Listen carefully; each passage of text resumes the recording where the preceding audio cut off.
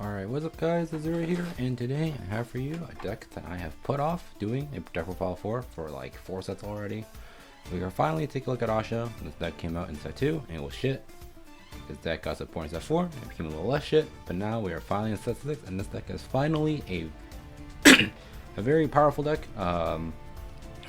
This deck has as of recording this, the grand finals, the final stage rather, the last chance qualifier for like the grand finals for JP happened, and this deck I think was the second most repped deck. So this deck is clearly actually good now. So we will be taking a look at it today. So without further ado, here is the list that I have been playing. So I know that this deck got a new GR, but I'm clearly not playing it, and that's because I think that card is terrible. So here's that. So we'll go over all the cards, top and bottom as per usual. So first off, my starter of choice is the Maiden of Basilius. So this is my personal starter of choice, just because I don't think any of the Asha starters that you're supposed to be, that they want you to be playing, I think is good. I think Ozu is terrible. I think the new starter is okay, but this is the card that I personally found the most success with. So her skill is when this at the end of this unit boosted boosted hits a Vanguard, you can or something like that. Let me actually pull it up real quick. Remember, I just know that you boost when you hit with this card. Maiden of Basilius is at the when the attack this unit boosted hits a Vanguard. Yes, yeah. So when the battle this unit boosted hits a Vanguard, you can put her into soul. Check top 5. Call any card as rest. So the reason why I think this is the best starter is because you really need to see your one copy of Thuria, the new triple rare grade 3, grade 2 for the deck. You really need to see that one copy, and the Basilius gives you more chances to dig for that one copy if you need it. If you already have it in hand, you can dig for a booster to set up an extra, like at the Pia, maybe in Lost Memories to get more draws, or Gladiolus for extra multi-attacks. But usually, you're using the starter to dig for the Thuria, for the Thuria to set up to dupe this card specifically. This is very integral to your new gameplay now. So, just that's it for the starter. Grade 1, 4 PGs, 4 Cardfight. I'm going to say about that. 4 Pia. Her skill is once per turn, if your Vanguard is a grade 3 or higher Ranunculus. So I'm not going to say Ranunculus for the rest of this, just know that a Ranunculus basically means Asha, any Asha Vanguard. So if you have an Asha as Vanguard, you can put a non-trigger from your drop zone back to your deck to choose a unit, and then all units with that name get plus 3k. So for example, if you choose a copy of her, of the Pia, and you have like 2 more Pias, those Pias also gain plus 3k as well as herself. So that's just how that works. Because this deck's whole gimmick is like gain multiple units with the same name, and then you get bonuses for that. We don't have the keyword for this deck yet, but that's basically what the whole gimmick of this deck is. And the one of for me is is just the filter. This is like the Gojo clone. Her skill is rest itself to drop 1 to draw 1. So just a filler one of. I don't think slot matters too much, but this card lets you put more you put more non-triggers in the draw for cost and stuff like that. So that's why I just think that's the most useful one of the deck can be playing. Grade 2s. Go from older cards to new first. So first off, for Maiden of Gladiolus, her skill is GB1. When this unit attacks the Vanguard, if she's boosted, CB1, call a card from your deck with the same name as one of your other rear guards. So basically, look at this card as call a copy of the other thing you have in your front row. If it's another copy of herself, she can call herself. Otherwise, she has to probably end up calling a back row. So you do have to be wary of what's left in your deck and all that with this deck. But this is like your main extender for your kill turn. Has to be an extra attack, which is really cool. So that's why we play 4 of her. If you see the grade 1 and grade 2 ratios, you notice that I'm playing 4-4-4-1 for all of them, and that's because this deck just relies a lot on having same name, meaning you want to max on copies of the cards that are actually good. So that's why I choose to play 4 of the Gladiolus, and because she is like she's her main finisher, she's your main extender with late game. So you do want to see her at least once near the end of the game. Next up, the one of is the Dragon. Its skill is on hit, GB1 on hit, countercharge 2. Just nice to draw it to get countercharge, pretty nice. Next up, we have the Maiden of Lost Memory, GB1. When this unit's attack hits a Vanguard, so you can CB2 and draw 1 per card on your board the same name as this card. And then if you drew more than one, countercharge 1. So basically, how this card works, if she's the only copy of herself on the board, or only copy of herself with the same name on your board, you draw 1 for CB2. So that's pretty not that good, but as long as you have at least 1 extra, you draw an extra card, and then you draw 1 per extra copy of her you have on the board, and if you drew at least 2, you countercharge 1. So that's pretty good. This is the main plusing engine in your deck. This card can get out of hand really fast. Usually you use her once on your first stride, and when you do use her, she usually draws you like 3 to 4 cards, which is really good. She sucks as AK base, but this card is really good, and she's your best first turn stride play for the most part. And finally, we have the reason why this deck is actually good now is the Thuria. So her skill is GB1. If your Vanguard is a grade 3 or higher in Ungless, on play she gets the name of all the cards that are currently already on the board. So for example, if your board is so an Asha Vanguard, just say the grade 3 Asha as your Vanguard, you have like a Pia in the back row, and say like a medium lost memory. On play she gets the name of all those cards, including her own name. So on play she would count as Thuria, Pia, the lost memory, and your Vanguard Asha. And then the beginning of your main phase, if your Vanguard is grade 3 or higher, Ranunculus, so Asha, you can put her, you can bounce her, you can pay cost, which is put a card the same name as her from your draw some back to the deck to add her, bounce her back to your hand.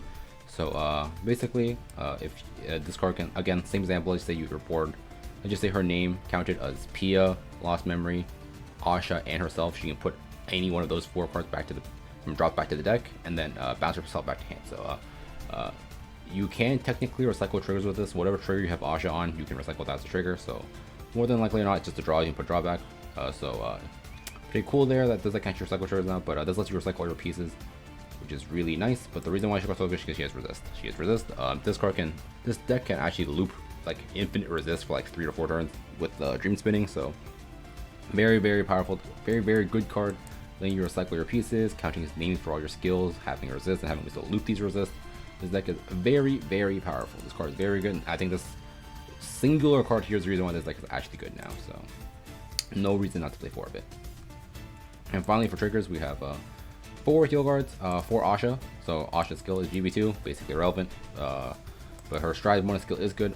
When you stride on top of her, you can CV1 to call up to 1 card from your hand, and then after that you can choose a card on your board and call a card from your deck with the same name as that card. So you can choose to not call anything, if you already have something on your board, you can just dupe that instead. So for example, if you didn't want to play anything out of hand, but your board already had like a Pia on the board, you can or 3 or something, you can just CV1, not call anything from your hand, and then dupe the Pia or the Thuria from your hand, from your deck to your board. So +1 and give 2k. So +1, pretty nice, lets you get extra names on the board, which is really cool as well. And then on play +3k, so lets you scale going first. So really good card. This is the only card you ever want to be on, to be honest. So no reason not to play 4 of it. And then finally, I'm playing a Legion pair for my grade 3 slots. The skills are basically irrelevant. I know this is like on hit CV1 Persona Blast, check top 5, call 2 on hit, which is like cool. I never used it, but I choose to play Legion just because sometimes the Legion comes up. I know that the other cards, I know that the other things you might be playing here are like the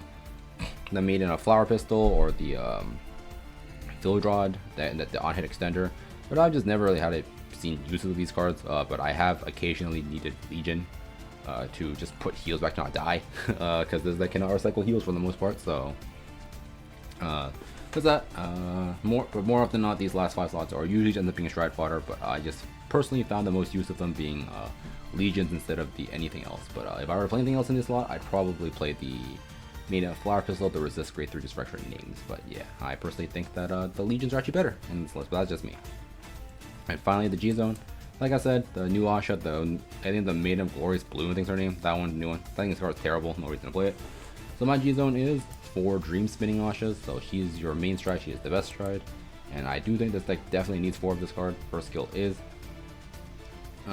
you can at the start of your battle phase, you give your front row plus 5k. I think something like that. Let me pull that up. I don't remember what this does. I just know that this card gets this card just gives a bunch of power to your front row. Alright, so at the start of your battle phase, if you have a rear guard with a rear guard with the same name as it, all your front row units plus 5k. Meaning, if you have 2 cards with the same name on the board, which is very easy, your front row gets plus 5k at the start of your battle phase, which is really good. It turns anything to soul attacker and its skills. And then GB2 once per turn, G flip, so flip a copy for yourself. Unfortunately, use the G flip, that's what you need 4 of it. You can call a card the same name as one of your other rear guards and give the unit plus 2k, and then it can also attack from the back row. So gives you 4 attacks, is a +1, and it's free, so it's really good. So the main play, how you loop the infinite resist using dream spinning to call a Thuria to the back row, have dealt with Thuria in the front, and then you swing, swing, swing, and then your Thuria in the front row die, and then at the beginning return you can use a Thuria in the back row to put the Thurias in drop back, and then you put something up, find some other way to put it back, and then you call the dream spin that you bounce from back row to hand. You can call same back down and use dream spin, call something back, call one from to the back row to swing again, and you just keep looping that for 2 turns. And then usually you also use Asha's Stride bonus to call like the 4th copy that's not in rotation on your board from your deck to your board to get the 3rd copy you need to loop it 3 times. I'm not very good at explaining it, but that's basically how it works. Basically, just if you have 4 of the as long as the Thurias are not in your damage or binded or something or whatever, you can use Dream Spinning and Asha's Stride bonus plus any recycle skills to just keep looping them for like 3 turns to give yourself infinite resist for every turn. So very powerful there.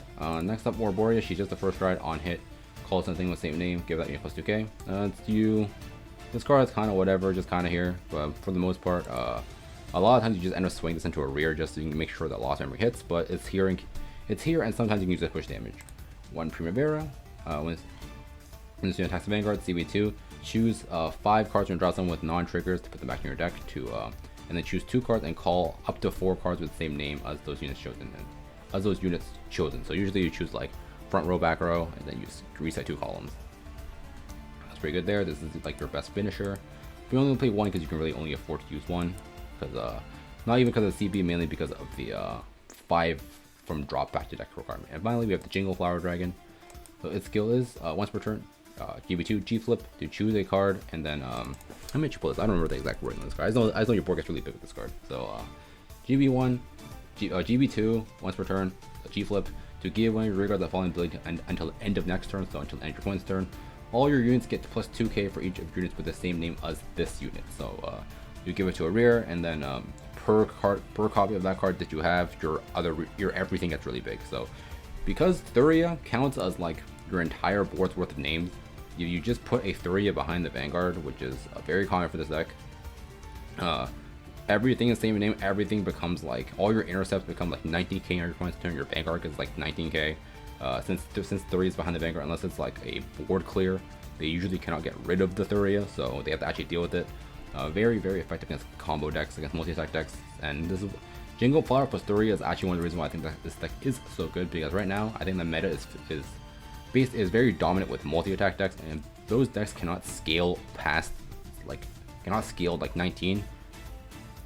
For 1, cannot clear the rears, and for 2, they're forced to boost to get rid of it for the most part, meaning their multi-attacks on the follow-up is a little less effective because they don't have boosters to scale over like a defense or something. So Jingle Flower, very good card, and definitely part of the reason why this deck is so good to begin with. So yeah, so that's it for this list. I know the explanation is very scuffed because this deck is honestly very confusing to me to explain, but just trust me that once you play the deck a bit, you'll start to understand it. If you are interested, I'll have the game trigger showing off the deck